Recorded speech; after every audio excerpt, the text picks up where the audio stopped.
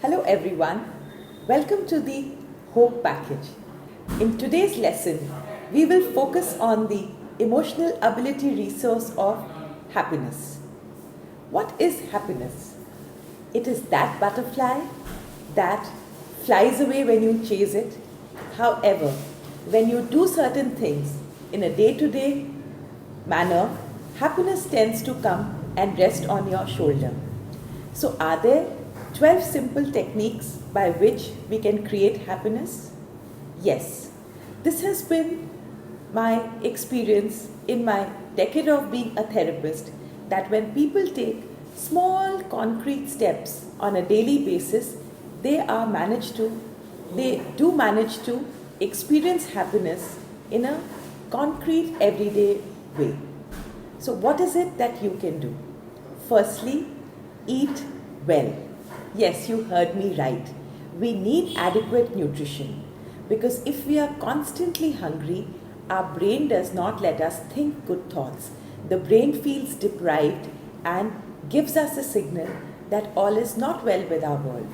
So what we need to do to create happiness is have certain basic needs of the body being met. The first one is eating well. Next one, rest. Do you have adequate rest? Do you go to sleep at a particular time? And do you wake up at that time? Maintaining the body's circadian rhythm. Do you know when you have your bedtime sorted out, your brain wakes up absolutely relaxed. It looks forward to the day ahead, even when there is pesky homework to be done. And if someone yells at you, you are able to shrug it off. So I really want you to have a good time to go to bed every day. And yes, you need adequate sleep. 7 to 8 hours is recommended. Next is enough water. Water is the elixir of life. So when you are well hydrated, all the toxins from your body are eliminated. Your liver functions well, you are able to digest food quickly, you feel absolutely perky, and your hunger and satiety center in the brain is always satisfied. There is this concept of osmotic pressure that is maintained when there is adequate water in our brain. So if you really want to remember the lesson that you learned, what you need to do is check. Have you eaten well? Have you rested well? And have you had enough water? These 3 steps are very basic if we are trying to create happiness. Next one is smile. When you smile, all your facial muscles are used, and what your brain understands, yes, my world is comfortable and there is something nice to look forward to. So smile more often. Initially, it may feel slightly different than what you are used to, but over time, smiling becomes your natural self and you release tension automatically. Think about it. When you are smiling, can you feel angry? Usually not. Step number 5, practice gratitude. Thank someone on a regular basis. Your mother has cooked you a good meal. Thank her. Thank you, mommy. This looks really nice. Thank the person who teaches you a good lesson. Tell your teacher, ma'am, that was so nice. I felt really good. Thank your friend if they have done something for you, shared their tiffin, spoken about something, cracked a joke. So when you get into this attitude of gratitude, you learn to create happiness in little things in life. The next one is do an activity outdoors on a regular basis. Nature is a very big healer. So when you go out and you run, you play, you exercise or do a sport, you are able to release endorphins in your system.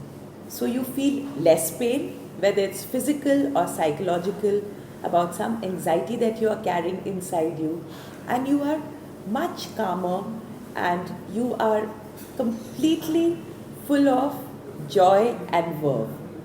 Sometimes, even on holidays and all, you could try going for a hike, you could try skipping. If nothing is available, what you could do is just do jumping jacks on your balcony. That didn't sound too difficult, right? So try and connect with nature, and suddenly you start feeling as though you are part of something which is beyond you. The next step to creating happiness is experiencing new things. Try doing something new on a regular basis. Perhaps you could try to make chocolate bonbons if you are not supposed to cook food, but that is on the fire. You could try making chocolate bonbons. I remember when I first learned to make chocolate bonbons, I was very excited. Some cocoa, some biscuits, and butter. Knead them together, and voila, you had these amazing bonbons to eat. So try and experience something new on a regular basis. Experiment with the paper you have in hand. Perhaps make a boat, maybe make a nice card. So when you are in that zone of being creative, you start feeling good about life in general. That boredom that strikes does not come that easily. The next step is aim. Set a goal. Have a goal. It could be very simple. Okay, I'm going to watch TV for just 1 hour today, and the rest of the time I'm going to find someone to teach. Does someone in my neighborhood need my help? Another child whom I could teach?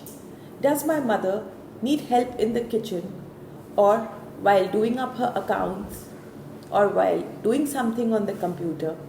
Most children these days are very tech savvy. They can actually find something to do for older members in their household. So set small goals for yourself. What is my daily goal? What is my weekly goal? And what is my goal for the end of the year? The next step is meditate. Just that space where you are spending time with yourself, like you're listening to me speak to you. Try and listen to your own self. Just see what kind of thoughts do you think. Actually observe them. Like you are observing me, try and observe your thoughts. Are these thoughts helpful to me, or these thoughts create knots of tension in my stomach? So just learning to meditate is something which gives us emotional strength, and over time we get very comfortable with who we are. Perhaps right now meditating sounds like a very big deal, but even at 5, children can meditate. If we look at the life of Ramakrishna Paramhans, from the age of 5, he would meditate. And we are part of this rich Indian psycho-spiritual culture where meditation is a way of life. Swami Vivekananda, read stories of all our great philosophers, saints, and thinkers, and you will realize many of them had meditated from a very young age. So, what are you waiting for? And lastly, to create happiness, empathize with other people. Empathy is understand how does it feel to be in another person's shoes.